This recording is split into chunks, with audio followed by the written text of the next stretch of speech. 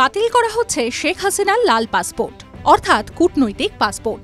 শুধু শেখ হাসিনারই নয়, বাংলাদেশের সংবাদ মাধ্যমগুলির প্রতিবেদন অনুযায়ী প্রাক্তন প্রধানমন্ত্রী সহ ক্ষমতাচ্যুত সরকারের সকল মন্ত্রী সাংসদদেরও কূটনৈতিক পাসপোর্ট বাতিলের সিদ্ধান্ত নিয়েছে বাংলাদেশের অন্তর্বর্তীকালীন সরকার। সম্প্রতি বাধ্যতামূলক অবসরে পাঠানো হয়েছে বহু সরকারি কর্তাকে, তাঁদেরও কূটনৈতিক পাসপোর্ট বাতিল করা হবে।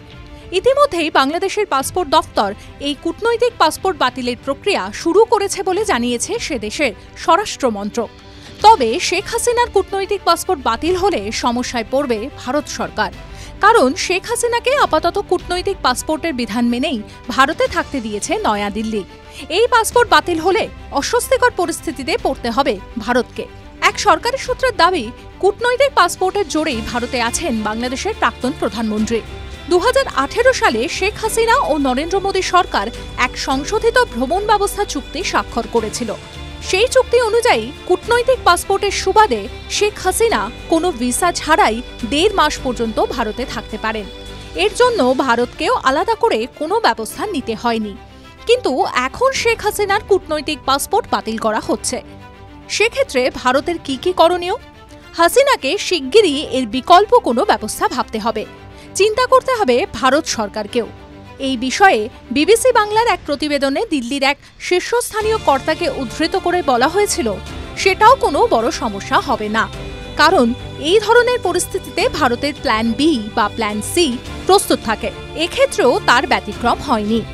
সেই রকম বিকল্প পরিকল্পনা তৈরি আছে, তবে সেই পরিকল্পনা কি তা স্পষ্ট নয়। তবে শেখ হাসিনার বোন শেখ রেহানাকে নিয়ে কোনো জটিলতা নেই, কারণ তিনি ব্রিটিশ নাগরিক, তাঁর ব্রিটেনের পাসপোর্ট রয়েছে। ব্রিটিশ নাগরিকরা ভারতে ভিসা অন অ্যারাইভেলের সুবিধা পান, অর্থাৎ ভারতের মাটিতে পা রাখার পর তাদের ভিসা মঞ্জুর করা হয়। শেখ রেহানার ক্ষেত্রেও তাই করা হয়েছে। সেই ভিসা নিয়ে তিনি কার্যত যত দিন খুশি ভারতে থাকতে পারেন। টিভি9 বাংলা ডিজিটাল।